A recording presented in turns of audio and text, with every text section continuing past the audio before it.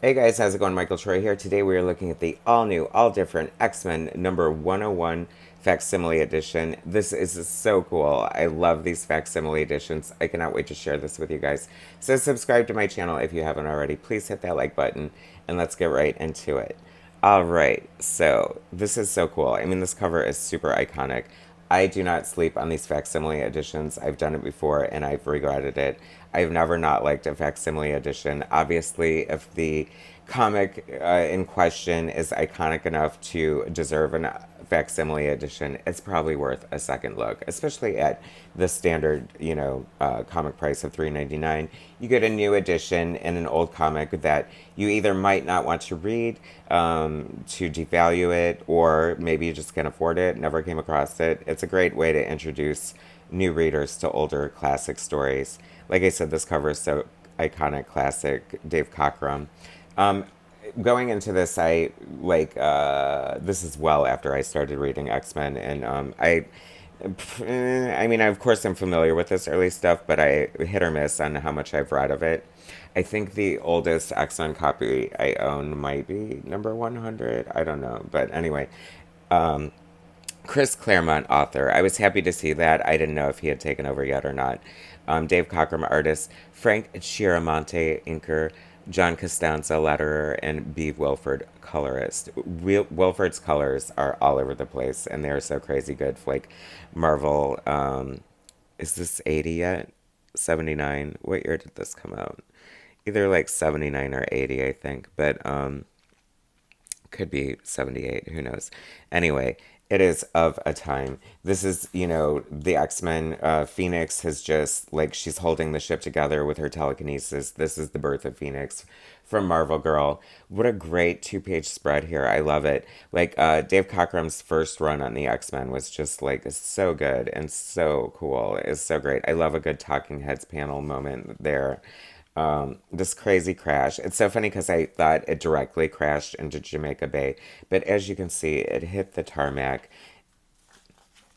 This was so good. I usually don't talk about the ads, and some people wish I would, but since they're all retro ads, I thought this was so good.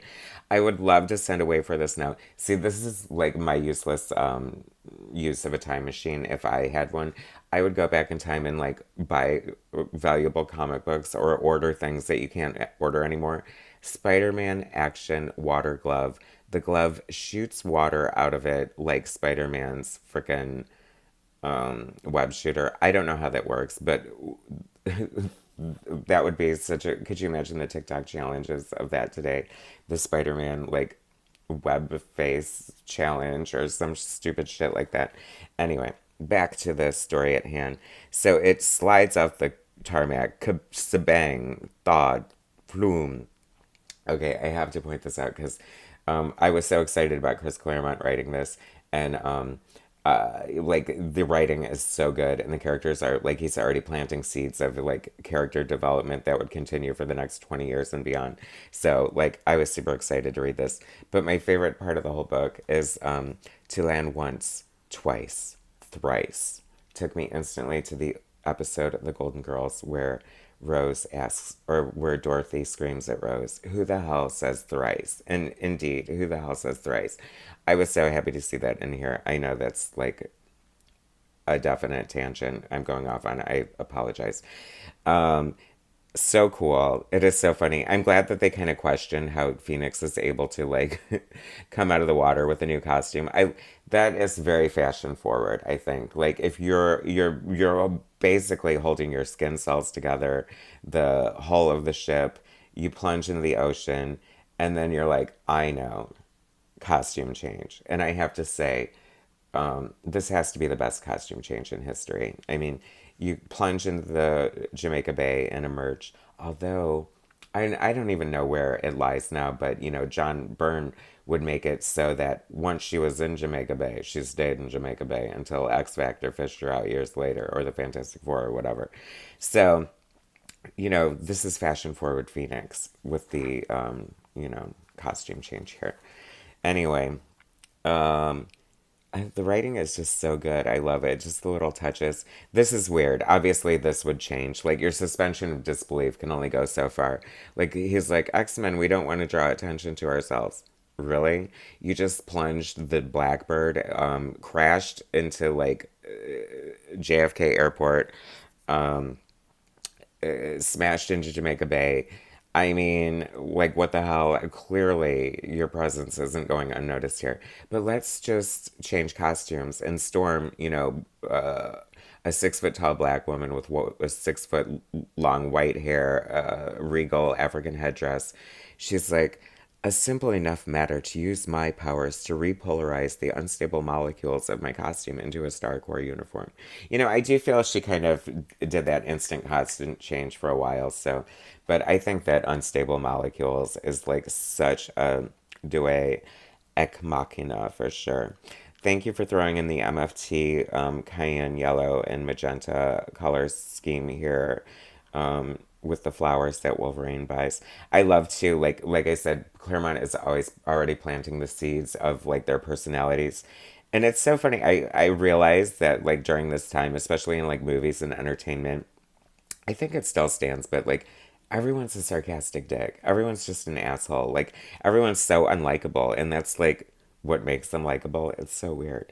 I don't know, because when he buys his flowers, he's like, "Flowers are $1 a bunch, like the sign says. You buying them for a sick friend?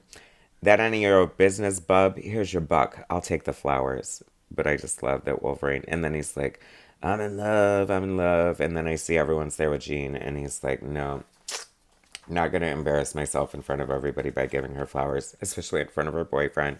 So he throws away the flowers. Um, like I said, it's just like character building, character moments. Um, I love it. I love Kurt Wagner's like has this like 3D image inducer to hide his personality in public, and that's the face he chooses. Very interesting. These are Jean's doctors, Dr. Corbeau and Dr. McKay. These have to be real people. They have to be like, you just don't pull a face like that out of your ass, Dave Cockrum. I love this too. They're rejoicing because she's going to be okay, and they're just like jumping up and down, so giddy. And let's see, Chuck just full out admits being in love with a teenager here. No, Moira, I cannot help this girl I once thought I loved as much as you. I cannot even help myself. The drama. Dave Cockrum giving till it hurts. It's so weird. Like he has such a like interesting history with the X-Men. He launched the new X-Men, and then when they went monthly, he couldn't keep up with the schedule, and you know, Byrne replaced him, arguably like stealing the spotlight. And then Cockrum came back to mixed reviews, but his first run is like lauded, is very good. And I have to say, I love this too. He's like, no, no, no, Scott and Moira and I will frickin' nurse Jean back to health. You X-Men go on vacation. And they're like, okay, good idea. Um, but this, like, as an artist myself, I would never hope in my life to have to draw a plane, a train, and an automobile. Oh my gosh. In one single panel. That is a lot, don't you think? I think so. And they're bitching, like I said, how everyone's kind of an asshole.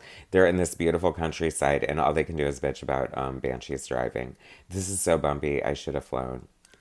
Yeah, maybe you should have, bitch. Anyway, X-Mail, a letter from Peter Sanderson. I thought that was pretty noteworthy. He would go on to become a very prolific comic book chronologist, interviewer, historian, if you will.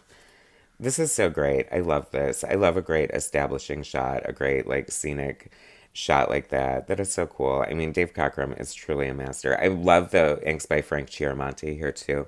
I think Cockrum obviously looks best when he's inking himself, and I think Joseph Rubinstein didn't do him any favors on his second run in the X-Men. I hate to say that because Joe is such a great inker, but this is a beautiful page here. Once again, the cayenne yellow and magenta scheme of Michael Fitzgerald Troy colors perfectly.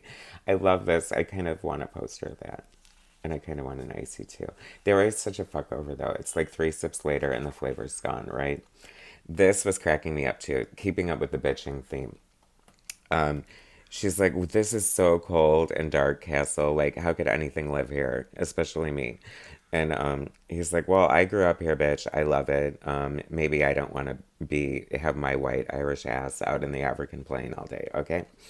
Um, so then she's like, well, how do I like make myself feel better? I know, I'll create a rainstorm inside and take a shower and with no regard for like the velvet curtains behind me or anything like that.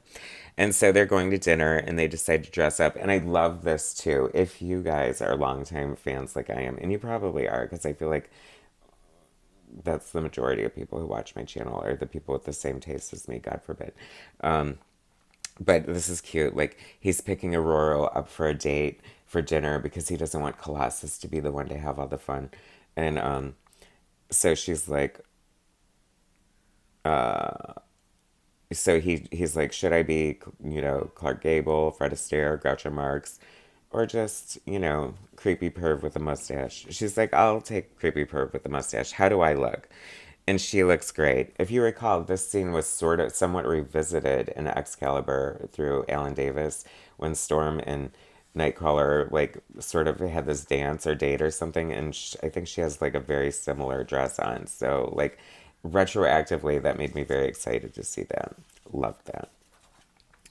And then this. This is so, I love this too because it just goes to show how different the pacing is. Like, we open the story with the end of the last story, it sort of finishes out, it moves forward, and then we get like a big cliffhanger at the end. And like hardcore vibing on Storm's like claustrophobia. And like I said, I think like Storm is like one of the crowning achievement of Chris Claremont's X-Men career.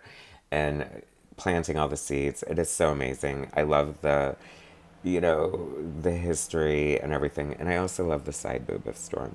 And that seems like a perfect place to end the video, right? I thought so. Anyway, so good, so classic, all new, all different. Uncanny X-Men 101 by Chris Claremont, Dave Cockrum, Frank Chiaramonte, John Costanza, and B. Wilford. Archie Goodwin editor. Good on ya. Love the splash page too. Such a great book. You guys need these facsimile editions. They are freaking amazing. I'll be bringing another one to you soon. So subscribe to my channel. Hit that notification. You don't want to miss it. Thanks for watching, and I will bring you more soon.